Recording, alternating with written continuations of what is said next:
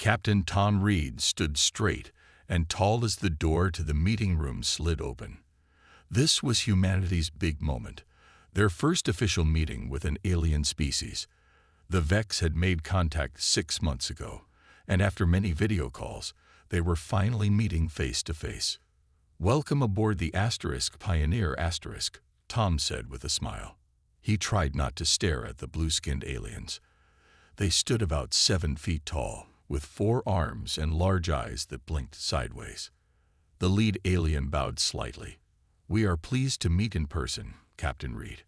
I am Ambassador Locks." Tom led them to the large table in the center of the room. His science officer, Dr. Bell, and communications expert, Officer Ryan, joined them. The meeting began well. The Vex were friendly and seemed eager to share knowledge about space travel and the many worlds they had visited. "We have mapped this entire sector," Ambassador Locke said, pointing to a star map. "Many beautiful worlds can be found here." Tom leaned forward, pointing to a star system near the edge of the map. "What about this one? Our scans show a planet with Earth-like readings. We'd like to explore it." The room went quiet. The 3 Vex looked at each other, their blue skin turning slightly pale. "That system," Ambassador Locke's voice became low and serious. "It contains a world we call Terminus. We do not go there anymore." "Why not?" Tom asked. "We tried to settle there 200 years ago. We lost thousands of our people." Locke's large eyes blinked rapidly. "It is a death world. We abandoned it and never returned."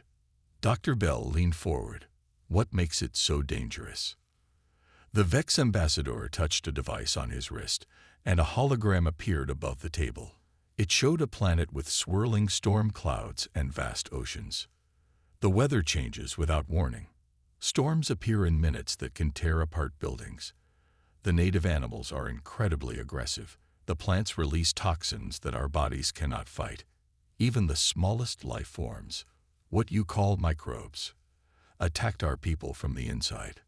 Tom tried not to smile. This sounded like a normal Tuesday in many parts of Earth. "I see," he said politely. "Please, tell us more about these dangers." For the next hour, the Vex described a planet that sounded deadly to them. But with each description, the humans exchanged knowing glances. Giant predators. Earth had those. Poisonous plants. Earth had thousands. Deadly bacteria. Humans had been fighting those since birth. "Perhaps we could show you some images from our world," Tom suggested. He played videos of Earth's hurricanes, earthquakes, volcanoes, and wildlife. Lions hunting zebras, great white sharks leaping from the water, even simple footage of a thunderstorm. The Vex watched in growing horror. "You live with such dangers?" Ambassador Locks asked, his voice shaking. "We evolved with them," Dr. Bell explained. "Our bodies and minds developed to survive these challenges." "And you want to go to Terminus?" another Vex asked. "After what we've told you." Tom nodded. "What you see as deadly, we see as interesting. An opportunity to test ourselves and learn." The meeting ended with the Vex looking confused and concerned. As they left the room, Tom heard one whisper to another, "They are either very brave or very foolish." Back in his quarters, Tom looked at the star map again, his eyes fixed on Terminus. Where the Vex saw only death, he saw possibility. Humans had always pushed into dangerous frontiers, the deepest oceans, the highest mountains, the harshest deserts. Now they would do the same among the stars. "Prepare a message to Earth Command," he told his computer. "Subject: Expedition Proposal, Planet Terminus." The Vex had fled the deadliest world they had ever found. Humans couldn't wait to explore it. 6 months had passed since the meeting with the Vex. Captain Tom Reed stood in the large briefing room at Earth Command, watching as the team for the Terminus mission filed in. His proposal had been approved faster than he expected. Humans were too curious to ignore such a challenge. "Ladies and gentlemen, please take your seats," Tom said. 5 people sat down at the table, each chosen for their unique skills and experience. Dr. Lisa Mason sat at the head of the table. At 45, she was the oldest of the group and would lead the expedition. Her calm face showed no fear, only interest. Lisa had survived 3 years stranded on a hostile moon after her research ship crashed. If anyone knew how to stay alive in a deadly place, it was her. "Let's meet the team," Tom said, pointing to a tall man with bright eyes. "This is Jack Wilson, our biologist. He studied the most dangerous creatures on Earth." Jack nodded. "I've been bitten, stung, and poisoned more times than I can count. Still here." Next was a woman with strong arms and short black hair, Maria Garcia, our geologist. She specializes in unstable terrain and has worked in active volcano zones. Maria smiled. "Earth tries to kill us every day. I don't think Terminus will be much different." "Mike Collins, our engineer," Tom continued, pointing to a man with clever hands that never seemed to stop moving. "He can build or fix anything with whatever materials are available." "Looking forward to the challenge," Mike said simply. And finally, Kate Foster, security expert. A woman with watchful eyes nodded. Former military, trained in survival and defense against both animals and people.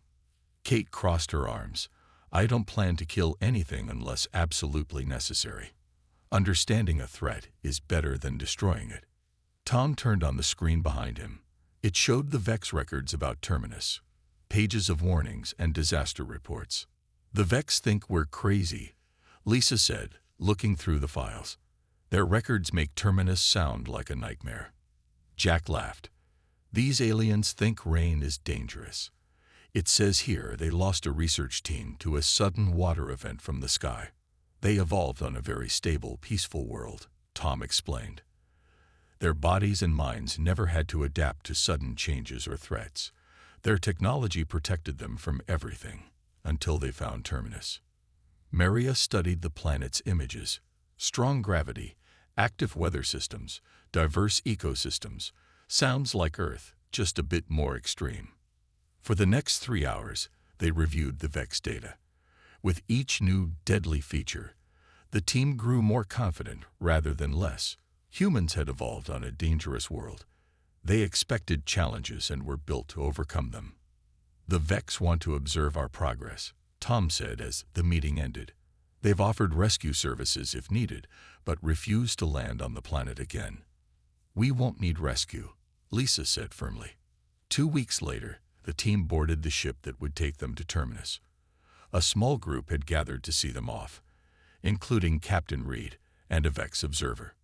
"I still do not understand why you wish to go to this place," the Vex said to Lisa. "There is nothing there worth the risk." Lisa smiled. "The risk is what makes it worth going. Humans need challenges to grow stronger." The Vex tilted his head. "Strange. We avoid challenges to stay safe." "And that's the difference between our species," Lisa replied. "You run from the deadliest worlds. We run toward them." As their ship lifted off, Lisa looked at her team. None showed fear, only excitement. Terminus was waiting with all its dangers and secrets. Humanity's greatest adventure was about to begin. The landing ship shook as it cut through Terminus's thick atmosphere.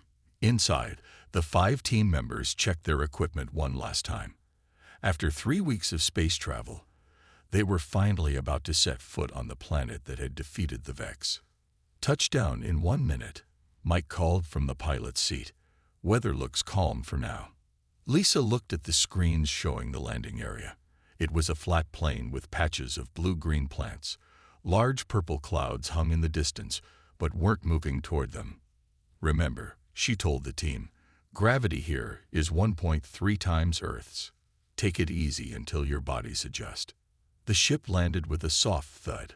For a moment, everyone was quiet, taking in the fact that they were now on Terminus.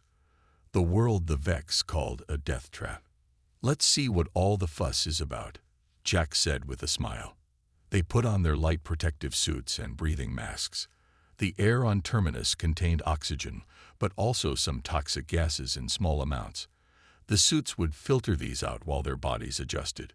When the door opened, They felt the planet's pull immediately. Everything felt heavier. Lisa took the first step onto the alien soil. It crunched under her boot like frozen snow. "First humans on Terminus," she said, looking around at the strange landscape. "Not bad so far." The sky was a deep turquoise color. 2 small moons were visible even in daylight. The air smelled sweet and metallic through their filters. "Let's set up base camp," Lisa ordered. "We need the shelters up before dark." They worked steadily, fighting against the stronger gravity. The shelters were designed to withstand extreme weather, one of the main dangers the Vex had reported. By evening, their small camp was complete, 3 dome-shaped buildings connected by short tunnels. "Atmospheric readings are better than expected," Jack reported as they ate dinner in the main dome. "The toxin levels are similar to some industrial areas back on Earth. The ground is stable here," Maria added, "but there are signs of frequent seismic activity to the north." That night, they took turns keeping watch.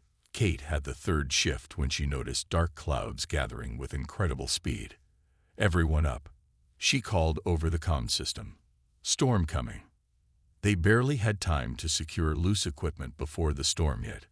Lightning lit up the sky in brilliant purple flashes. The wind howled, pushing against their shelters with frightening force. Rain fell so hard it sounded like bullets hitting the dome roofs. "Now I see why the Vex had trouble," Mike shouted over the noise. Their communication equipment sparked and went dead as a lightning bolt struck nearby.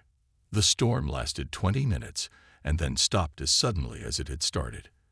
The sky cleared to reveal a beautiful starscape. "Damage report," Lisa asked as they emerged from the shelters. "The weather sensors are fried," Mike said, "and one of the storage units was knocked over." They worked quickly to fix what they could. As dawn approached on their first full day, Jack noticed movement at the edge of their sensors range. "We've got company," he warned. 6 creatures emerged from the tall blue-green plants. They walked on 6 legs with bodies covered in natural armor plates. Each was about the size of a large dog, with 3 eyes set in triangular patterns on their heads. "The Vex called these Razorbacks," Jack said. "They're supposed to be extremely dangerous." The creatures moved closer, making clicking sounds with parts of their armor. "They're hunting in a pack," Kate observed, "just like wolves." The Razorbacks suddenly charged the camp. Kate fired sound blasts from her deterrent weapon. The high-pitched noise confused the creatures, making them stop and shake their heads. "They're not retreating," Lisa noticed. "They're afraid of something else, something behind them." A deep rumble shook the ground. The Razorbacks scattered as a much larger creature burst from the plants. It stood as tall as their shelters on 8 massive legs. "Inside, now," Lisa ordered. They barely made it to safety before the huge predator sniffed around their camp. After a few tense minutes, it lost interest and moved away. "The Vex weren't exaggerating about the wildlife," Maria said, her voice steady despite the close call. Lisa watched the creature disappear into the distance. "No, but they didn't understand it either. Those Razorbacks weren't attacking us. They were fleeing. On a world like this, understanding the ecosystem is key to survival." Jack nodded. The Vex treated everything as a separate threat. They never saw the patterns. "Their mistake," Lisa said, "but our advantage. We've lived with predators and prey our whole lives. This is just a new playing field with the same old rules." As the alien sun rose fully, casting a golden light over the landscape, the humans prepared for their first day of exploration on Terminus, the planet that had defeated an advanced alien civilization, but might just meet its match in humanity. 1 month had passed since the human team landed on Terminus. The base camp had grown from 3 domes to 7, now protected by a ring of sensors that could detect approaching creatures and weather changes. Lisa stood on a small hill near the camp, watching the twin moons rise in the evening sky. Despite the stronger gravity that still made her muscles ache at the end of each day, she felt strangely at home on this deadly world. "Progress report," she asked as she entered the main dome, where the rest of the team was gathered for dinner. "The map is coming along nicely," Maria said, pointing to a 3D display showing the area around their camp. "We've identified 3 major predator territories and 4 safe pathways between them." Jack nodded as he stirred something that smelled like spicy soup. "And I've confirmed 7 plant species that are safe to eat after proper treatment. The blue root vegetables actually taste pretty good. Water purification system is working perfectly," Mike added. "The river to the east has high mineral content, but nothing our filters can't handle." Kate looked up from cleaning her gear. "Security perimeter hasn't been breached in 2 weeks. The sonic barriers are keeping the larger predators away, and the smaller ones have learned to avoid us." Lisa smiled. Not bad for a planet that was supposed to kill us immediately. They had faced many challenges. 2 severe storms had hit the camp. A pack of razorbacks had tried to dig under one of the domes. Strange flying creatures had attacked Mike during a scouting mission. Yet each time, the humans had observed, adapted, and overcome. The key was watching how the native life responds to threats, Jack explained as they ate. "Even the plants here have defense systems." Maria held up a rock with colorful crystal formations, "and I've discovered why the Vex were so interested in this place before they gave up. These mineral formations are incredibly rare and valuable. They could revolutionize energy storage." "So there was something worth the risk after all," Lisa said. As they finished eating, the lights flickered.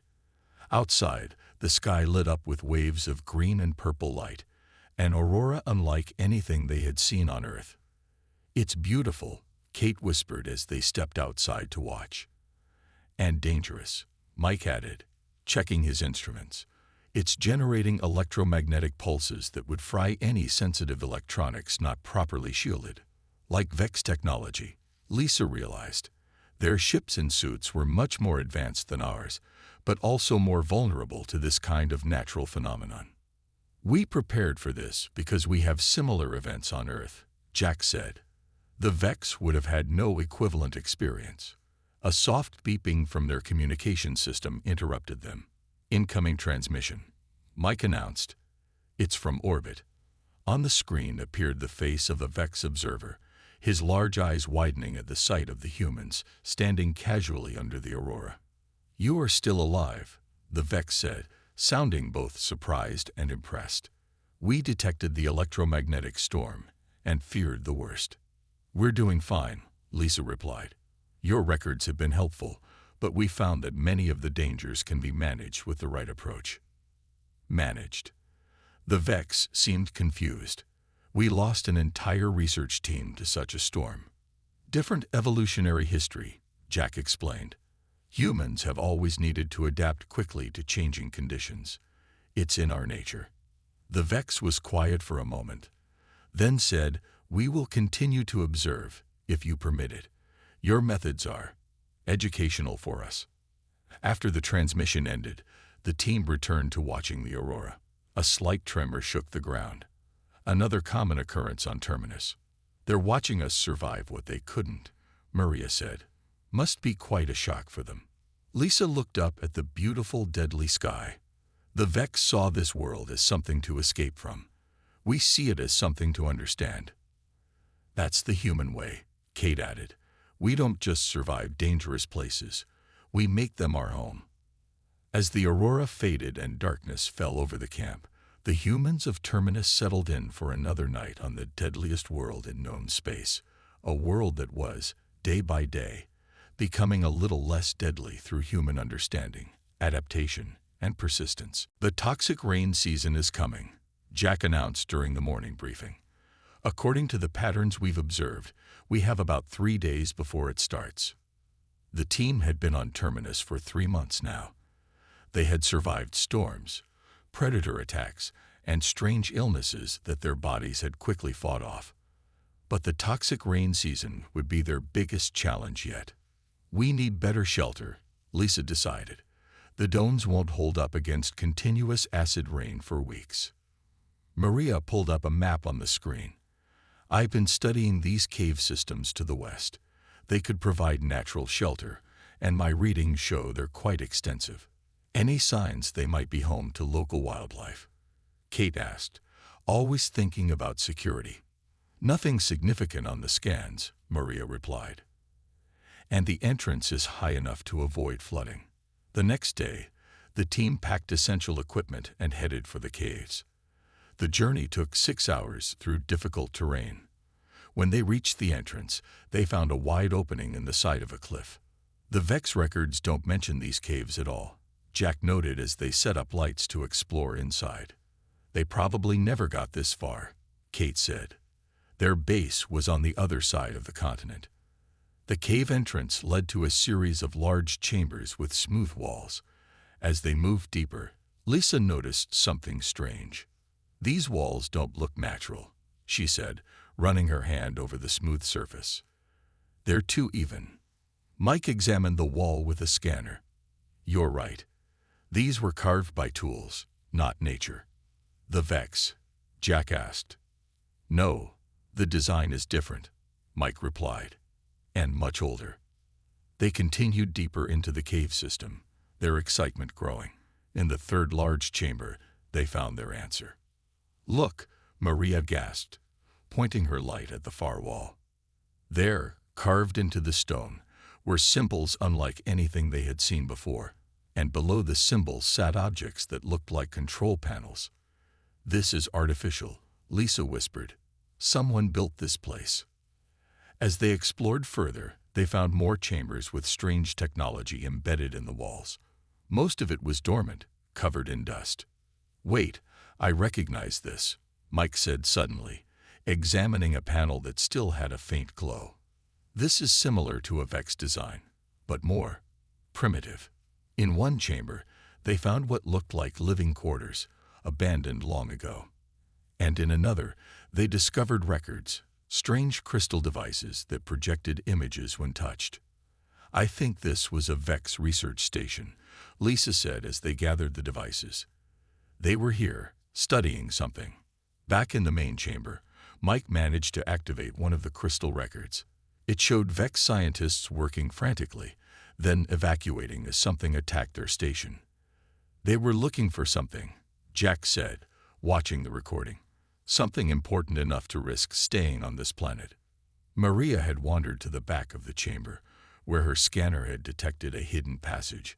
I think I found where they were going, she called. The team followed her through a narrow tunnel that sloped downward. After walking for 10 minutes, they emerged into a vast underground space, so large their lights couldn't reach the ceiling. By all that's holy, Kate whispered. Before them stood ruins of a massive structure. Stone buildings with intricate carvings, metal spires that still gleamed despite their age, and at the center, a towering device that reached up into the darkness. This isn't Vex, Lisa said, her voice filled with awe. This is much older.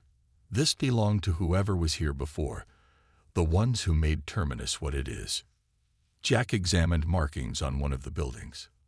These look like diagrams of Terminus's weather patterns and ecosystems.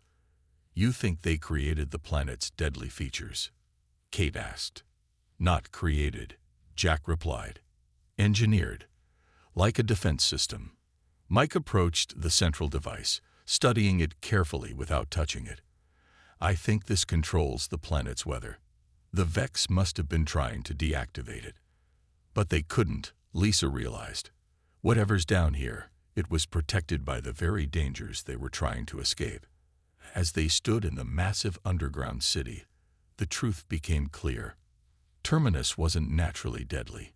It had been made that way on purpose. And now humans, with their unique evolutionary history of surviving on a dangerous world, might succeed where the Vex had failed. We need to understand this place, Lisa decided, her eyes bright with discovery. Whatever secrets it holds, they were meant to be found by someone who could survive Terminus long enough to reach them. The team spent 3 days studying the underground city.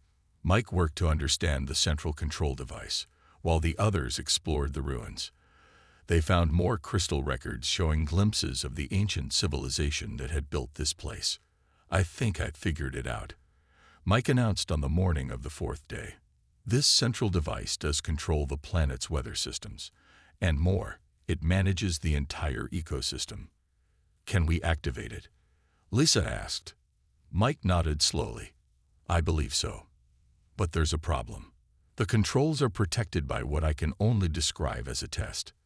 He showed them a crystal record that displayed a series of chambers leading to the control room. Each chamber contained different challenges: extreme heat, cold, radiation, toxic gas, and mechanical traps. It's a gauntlet, Kate said, designed to test whoever wants to control the planet. The Vex would never have made it through, Jack added. Their bodies couldn't handle these conditions. Lisa studied the images carefully. But we might. These conditions are extreme, but they all have equivalents on Earth. Their communication device beeped. It was the Vex observer ship, which had remained in orbit. We have detected unusual energy readings from your location, the Vex said, his large eyes blinking rapidly. Our records indicate dangerous technology in that area.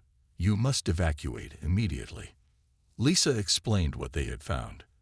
The Vex's reaction was immediate and strong. You cannot attempt to activate that system. It is suicide. We lost an entire team trying to access that chamber. We're going to try anyway, Lisa replied calmly. We believe we can succeed where you failed. The Vex offered immediate evacuation, but Lisa refused. After the transmission ended, she turned to her team. No one has to do this. It's voluntary. They all stepped forward without hesitation. Let's prepare, Kate said simply. They spent the next day planning their approach. Each challenge would require different skills and equipment. The first chamber has rapid temperature changes, Mike explained. From freezing to burning in minutes. Like desert conditions on Earth, Maria noted. We'll need thermal suits. The second chamber has radiation pulses, Mike continued. Jack nodded. Similar to what astronauts face, just more intense. Our suits can be modified for protection. They continued planning for each chamber. When they were ready, they stood before the entrance to the gauntlet. Remember, we work as a team, Lisa said. That's another advantage we have.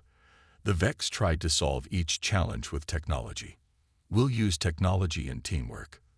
The first chamber was exactly as described, a long corridor where the temperature shifted wildly.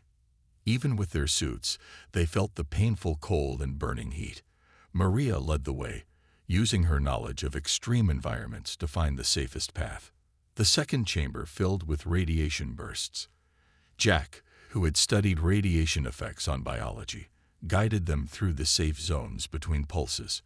The third chamber released toxic gases that changed color and composition randomly. Mike had built special filters for their masks, allowing them to breathe safely as they moved forward. The fourth chamber contained mechanical traps, floors that collapsed, walls that closed in, ceilings that dropped spikes. Kate's security training helped her spot the triggers and disarm them. Throughout the gauntlet, Lisa realized something important. The challenges weren't just about survival. They tested problem-solving, cooperation, and adaptation. These were all traits that humans had developed through their evolution as social beings on a dangerous planet. In the final chamber, they faced all the challenges combined. Working together, they reached the central platform where a simple hand-shaped depression waited in a control panel. This is it, Lisa said, breathing hard from the effort. The final test. She placed her hand in the depression. For a moment, nothing happened. Then the entire chamber lit up with a soft blue light. A humming sound filled the air as ancient machinery came to life. A voice spoke, not in any language they knew, but somehow they understood. Challenge completed. Access granted. The door to the control room slid open, revealing the heart of Terminus's weather control system. They had passed the test that the Vex could never complete. Lisa looked at her team, their faces tired but triumphant. Humans don't just survive challenges, she said. We're built to overcome them. The control room was a perfect circle, with a crystal platform in the center. As the team stepped inside, lights came on around them, revealing walls covered with moving images of Terminus, its weather patterns, animal life, and plant systems. It's monitoring the entire planet, Jack whispered in awe. Mike approached the central platform. I think this is the main control system. He studied the symbols carved into its surface. Based on what we've learned from the other chambers, this should allow us to stabilize the weather. Lisa nodded. Do it. Mike carefully placed his hands on two glowing circles. The platform lit up with bright blue light. The images on the walls began to change, showing the storm systems breaking apart and settling into calmer patterns. They felt a deep rumble, then silence. On the screens, they watched as the toxic rain clouds that had been gathering dispersed. It worked, Maria said, checking her instruments. Weather patterns are stabilizing all across the planet. Just then, their communication device activated. The Vex observer appeared, looking confused. What have you done? Our sensors show the planetary weather system is changing dramatically. We've stabilized it, Lisa explained. The control system was operational all along. It just needed someone who could reach it. The Vex was silent for a moment. This is unexpected. We believe the system was destroyed. That's why the planet was so dangerous. It wasn't destroyed, Jack said. It was protected. Whoever built this place wanted to make sure only the right kind of species could access it. A new image appeared on the walls, showing a message that somehow translated itself into words they could understand. To those who have proven worthy, this world was designed as a testing ground. Its challenges were created to find species with the resilience, adaptability, and cooperation needed to inherit our legacy. You have succeeded where others failed. Terminus is now yours to steward. They built this entire planet as a test, Kate said in amazement, and the Vex could never have passed it, Lisa added. Their evolution on a peaceful world didn't prepare them for these challenges. 1 week later, the Vex ambassador himself landed on Terminus, the first Vex to set foot on the planet in 200 years. With the weather now stable, and the most dangerous predators contained by the control system, it was safe enough even for him. He met the team at their original base camp, looking around with a mixture of fear and wonder. You have achieved what we thought impossible, he said. Our people avoided challenges. Yours embraced them. We now see this was a weakness in our development. Lisa smiled. Different evolutionary paths, that's all. Your people developed incredible technology. Ours developed resilience. Perhaps together we can accomplish more than either could alone. The ambassador suggested. We have the means to travel between stars with ease. You have the ability to explore worlds we find too dangerous. A partnership, Lisa agreed. We'll be the explorers, you'll be the transporters. As they finalized their agreement, Lisa looked at the plans Mike had drawn up for the first human settlement on Terminus. With the control system active, the planet was still challenging, but no longer deadly. It would make a perfect training ground for human explorers preparing to face even more difficult worlds. We've already identified another planet we abandoned, the Vex ambassador mentioned. It's even more extreme than Terminus was. We called it the impossible world. The human team exchanged smiles. Where the Vex saw impossibility, humans saw opportunity. When can we leave? Lisa asked. The ambassador's large eyes blinked in surprise. You truly are remarkable creatures. Your greatest weakness, evolving on a dangerous world, has become your greatest strength. As the twin suns of Terminus set in the now calm sky, humans and Vex stood together, looking toward the stars. A new era of exploration had begun, combining alien technology with human determination. The deadliest worlds in the universe had met their match, not in superior weapons or advanced shields, but in the simple, stubborn resilience of a species that had always refused to run from danger. What the Vex had fled, humans would explore. What aliens feared, humanity would call home.